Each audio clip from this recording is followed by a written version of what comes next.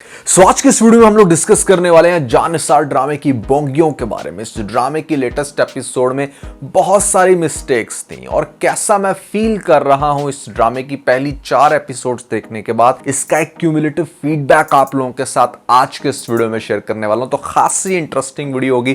फिर जो नए लोग आए मेरे चैनल पर, अगर आप लोगों ने अभी तक पीके लग्जरी वेबसाइट को विजिट नहीं किया जहां पर बड़ी ईद की बड़ी सेल चलने लग रही है, नीचे डिस्क्रिप्शन में और पेंड कमेंट में आपको लिंक मिल जाएगा। अभी जाएं, अपनी मर्जी का डेकोर खरीद कर हमें अपना फीडबैक देना मत भूलिएगा। PK Luxus, we don't sell crap. So point number 1, यहां पर बहुत ही लेम स्टार्ट हुआ है। एक ऐसा स्टार्ट जो हम बिल्कुल भी एक्सपेक्ट नहीं कर रहे थे। जानिसार ड्रामा 7 या 9 PM का तो जरूर लग रहा है, बट 8 PM का हॉट स्लॉट ड्रामा, और वो ड्रामा जो हम सीक्वल एक्सपेक्ट कर रहे थे दीवानगी का, नहीं है भैया। दीवानगी का स्टार्ट बहुत एपिक था। फौरन से आप पहली ही एपिसोड में ऐसा मगन हो जाओगे कि फिर दूसरी, तीसरी, चौथी, मतलब आप लगातार देखते चले जाओगे। एक नया बंदा जिसने दानिश के पहला कोई ड्रामा ना देखा हो, आई एम डैम श्योर कि वो जानिसार की पहली एपिसोड देखकर शायद क्विट कर दे। वो कहेगा कि भैया इस ड्रामे में तो कुछ है ही नहीं, 3-4 एपिसोड देखना तो बहुत दूर की बात है। तो ड्रामे ने हुक नहीं किया जैसा हम एक्सपेक्ट कर रहे थे। पहली 2 एपिसोड में मैंने आपको बताया था कि प्रॉब्लम हो रही है कि स्क्रीन टाइम बहुत कम मिल रहा है दानिश को। वही मसला आपको 4th एपिसोड के अंदर भी देखने को मिला, जहां पर दानिश के सीन बहुत कम है और इर्द गिर्द के फजूल सीन। मतलब ये आप ड्रामा नाम दे सकते थे दुआ और उसकी बहनें। यार कम ऑन, आप लोग एक इतना बड़ा ड्रामा शूट कर रहे हो, इतना हाई बजट, उसके अंदर कुछ डालो पहली 2-4 एपिसोड के अंदर ऐसा तड़का के जिसको देखने के बाद बंदा कहे कि हाँ भैया दिस इज समथिंग न्यू। वही फजूल के चुटकुले के हाँ बॉयफ्रेंड ने आपको छुपकर मोबाइल दे दिया और फिर वो मोबाइल पकड़ा गया। मतलब what the hell is this यार, दिस इज दीवानगी सीक्वल। भले आपने जानिसार नाम रखा है, बट पीछे बैकग्राउंड में तो दीवानगी को ही लेकर चल रहे हो ना। वही कास्ट है, ओएसटी के अंदर भी वही दीवानगी का राग है। तो वेयर इज दैट दीवानगी, वेयर इज दैट इपिकनेस जो हम लोग एक्सपेक्ट कर रहे थे इस ड्रामे से? नहीं मिला भैया, एटलीस्ट इनिशियल एपिसोड्स में। पहला पॉइंट तो ये है। दूसरा ये कि मतलब यहां पर जो भाभी का क्रिंज कैरेक्टर दिखाया गया, जिसको देखकर बंदे का दिल करता है कि 100 मारे और 1 गिने, इंतहाई फजूल और स्टूपिड कैरेक्टर है। इट्स वेरी अनोइंग कि मतलब आपने दिखाया कि एक वो भाई जो बहुत मोहब्बत करता था आपसे, उसकी जो बीवी थी वो इस लेवल की हवस की पुजारी के मतलब कितनी घटिया और फजूल बातें करे। मान लो कि अभी उसके हस्बैंड की डेथ हुई है, एक अच्छी वाइफ तो कुछ अरसा वैसी शौक में रहती है, सीधे तरीके से बात नहीं करती, और यहां उसकी शादी हो रही थी and she was like very eager to have some fun with Nausherwa.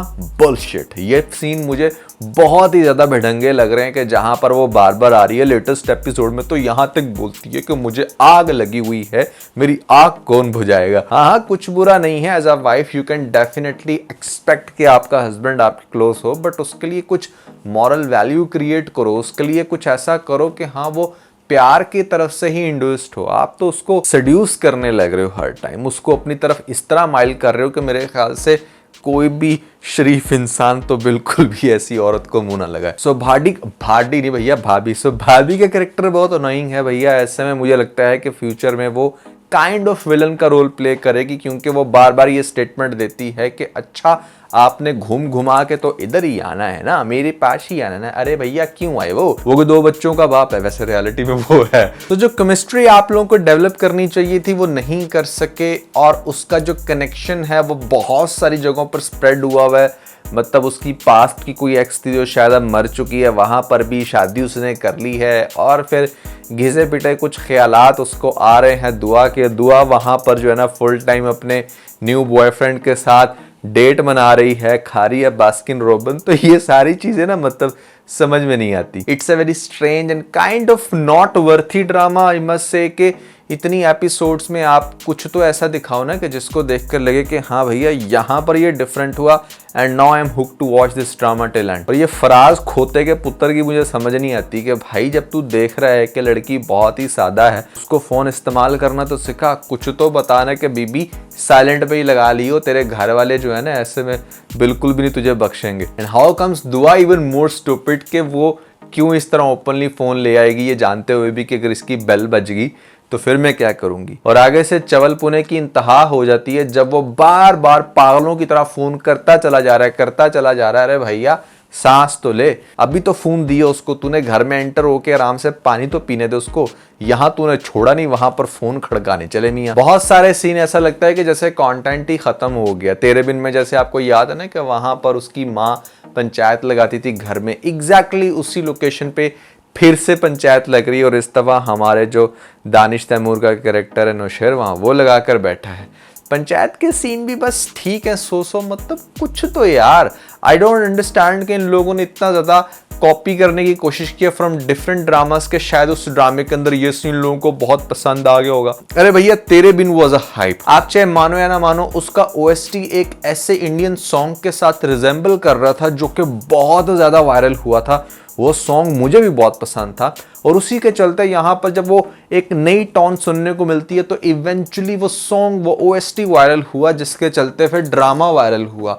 ड्रामे में ऐसा कुछ नहीं था, there was nothing else then bullshit, जहां पर आपको दिखाया जा रहा है कि एक लड़की पागलों की तरह लड़ती चली जा रही है अपने हस्बैंड से फॉर नो रीजन, इवन कि उसका बंदा इतना अच्छा है, इतना डिसेंट है, उसको इतना प्यार कर रहा है। खैर ये हम कहाँ तेरे बिन के अंदर घुस गए भैया, वापस आ जाओ ये जान निसार पे क्या करना है अब इसका। नेक्स्ट एपिसोड में देखो आपको दिखाया जाएगा कि जहां पर एक तो वही ओल्ड स्टोरीज की तरह फोन के ऊपर बातें हो रही हैं, सस्ता रोमांस करने लग रही है हमारी जो दुआ है वो अपने फराज मियाँ के साथ, और फराज इतना बेढंगा कि मतलब उसको सिर्फ घर नजर आएगा कि अच्छा दुआ के साथ फोन पे बात करता हूं और घर यही है जहां अम्मा रिश्ता लेके गई। अबे इतनी तू बातें करता, ये तो पूछा होगा ना कि उसकी और 2 बहनें भी हैं। खैर वहां पर चले जाएंगे मियाँ ये समझते हुए कि हाँ दुआ के साथ रिश्ता जुड़ रहा है और रिश्ते की प्रोसीडिंग्स बहुत अच्छी हो जाएंगी। That's what they are going to show and that is again bullshit. मेरे ख्याल से इतनी भी आजकल अंधेर नगरी नहीं है कि जहां पर 2 लड़का लड़की कहीं पर हाँ करने जा रहे हैं और ट्रांसपेरेंसी ना हो। लड़की के हाँ हो गई है और बहनों ने तस्वीर भी नहीं देखी है। बहनें तस्वीर, अच्छा वो रिश्ता कराने वाली थी वो हार्ड कॉपी लेकर आई है कि जैसे ये 1902 के अंदर बैठे हैं। अरे भैया आजकल के स्मार्टफोन के ज़माने में जो इन्होंने स्मार्टफोन दिखाया भी है वहाँ पर कितनी देर लगती है फ़ोन से ही पिक्चर बनाना। अच्छा हाँ इनके पास तो फ़ोन ही नहीं है, बहुत ही कंजर्वेटिव फैमिली है, ओके दैट्स फाइन, बट फिर भी हाउ कम्स के आप इतना इंस्टेंटली रिश्ते के लिए हाँ कर दो, सब कुछ सेटल डाउन कर दो। इनके अब्बा मियाँ भी नहीं थे दरमियान में। खैर बहुत सारे लूप होल्स हैं इस ड्रामे के अंदर और बहुत ही अजीब तरीके से लिखा गया है। आई मस्ट से कि एपिकनेस क्रिएट की जाती राइटर वही होती जो दीवानगी 1 में थी, तो आई एम डैम श्योर कि यहाँ पर कुछ इंटरेस्टिंग होता, लेकिन इस राइटर की राइटिंग मुझे नहीं पसंद आ रही अब तक जितनी एपिसोड गुजरी है। हु नोस के यहाँ पर अगली 2 एपिसोड के अंदर कुछ इंटरेस्टिंग हो और मेरे वर्ड्स चेंज हो जाएं, क्योंकि मैं time to time live reviews देता हूं कि मेरा क्या फीडबैक चल रहा है। सो जान निसार में अगर दानिश तैमूर ने कुछ एग्जैक्ट मेंटेन किया है ना तो वो अपनी वही लुक्स जो उसकी दीवानगी 1 में थी, बाकी बहुत कुछ चेंज हो रहा है। फीडबैक अच्छे नहीं है, ड्रामा वायरल वैसा ही हो रहा है क्योंकि भैया लोगों को ये कपल याद है कि हाँ ये बहुत ही कमाल के काम करेंगे, बट लेट्स सी क्या होता है। आई एम डैम श्योर कि इतना भी फजूल नहीं होगा जितना शायद हम सोच रहे हैं, लेकिन पोल कुछ जल्दी खोलने चाहिए। अभी नहीं, पोल और मिसअंडरस्टैंडिंग के बेस पर अगर 10 एपिसोड इन लोगों ने दिखा दी तो ड्रामा फॉर श्योर यहाँ पर फजूल का ठप्पा लगा देंगे। सो आप लोगों को बताना चाहूंगा कि यहाँ पर अब हम लोग एक और ड्रामा ऐड कर रहे हैं, जर्द पत्तों का बन, and that is again very fantastic drama. जैसे कि मैंने आपको पहले बताया था अपनी एक लिस्ट के अंदर के सज्जल का, सज्जल अली है ना, सज्जल का ड्रामा बहुत देर बाद आ रहा है, या फिर शायद मैं बहुत देर बाद रिव्यू कर रहा हूँ। तो आई होप कि उस ड्रामे के अंदर आप लोगों को मजा आ रहा होगा। कैसे आप लोगों के फीडबैक्स हैं, कैसा लगा आपको वो ड्रामा इनिशियल एपिसोड्स में, आपने मुझे कमेंट्स में जरूर बताना है। And I will be making reviews on that drama on Monday. कल हम लोग करेंगे अगेन फिर से जान निसार के ऊपर। I will try to predict the further story.